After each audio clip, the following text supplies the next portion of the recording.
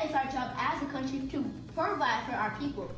That is Miss Jayla Jackson debating back in 6th grade. Now she and her partner Imani Stanton are making history on the big stage. The two Atlanta high schoolers just became the first female duo of color to win Harvard's International Debate Competition. And the girls actually teamed up for just 1 week before debating together in competition. They tell us here at 11 Alive exclusively they hope their big accomplishment paves the way for more girls of color to achieve their big dreams.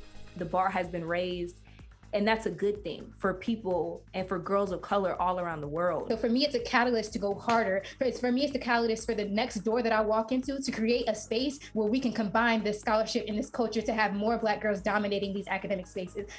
Yes, ma'am. The girls say they want to keep being leaders and voices for young women of color after they graduate high school. Chills. I saw their photos and their stories shared all over social media.